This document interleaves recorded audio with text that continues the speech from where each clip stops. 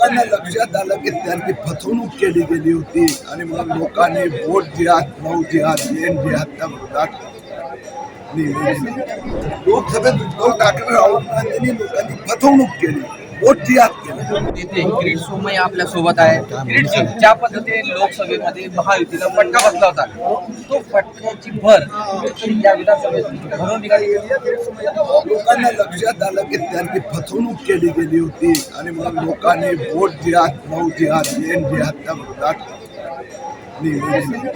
लोकसभा निवडणुकीच्या काळामध्ये तुम्ही ज्या पद्धतीने महाविकास आघाडीचा टार्गेट केलं होतं आणि फायली काढल्या आणि घोटाळे बाहेर काढले, त्याचा परिणाम लोकसभेमध्ये दिसताना मात्र विधानसभेत निश्चित दिसतोय. लोकसभेत उद्धव ठाकरे राहुल गांधींनी लोकांनी फसवणूक केली, वोट जिहाद केलं. आपण जर बघितलं असेल तर भाजप कार्यालयासमोर जर बघितलं तर मोठ्या प्रमाणात जल्लोषाची तयारी सुरू झाली आहे.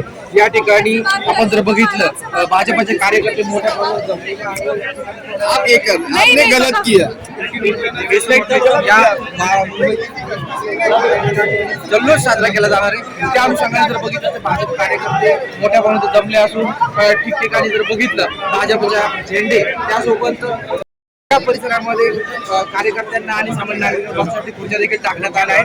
3 वाजेदरम्यान उपमुख्यमंत्री देवेंद्र फडणवीस या ठिकाणी येथील भाजपचे नेते देखील या इथे असणार आहे आणि निश्चितच मोठ्या प्रमाणावरती आपण जर बघितलं असेल तर भाजप कार्यकर्त्यांमध्ये आनंदाचं वातावरण पाहायला मिळतंय. आणि जर आपण भाजप काय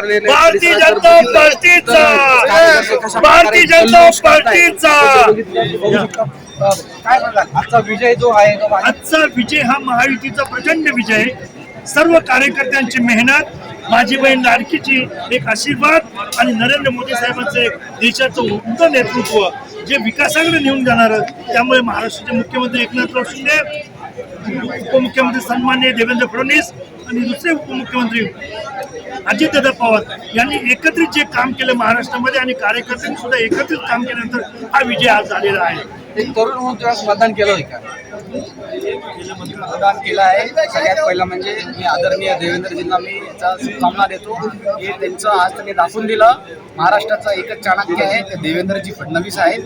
दुसरी गोष्ट, त्यांनी धर्मयुद्धचा ऐलान दिलेला. आता धर्मयुद्ध झालेला आहे. तुम्ही स्पष्ट बघू शकतात काय आता धर्माची स्थापना होणार आहे. आणि त्याच्यासाठी मी सगळ्या नागरिकांना आवाहन करतो तुम्ही येऊन सगळ्या विकसित भारतच्या संकल्पनेमध्ये धर्मस्थापनामध्ये सगळ्यांनी सहभागी व्हा.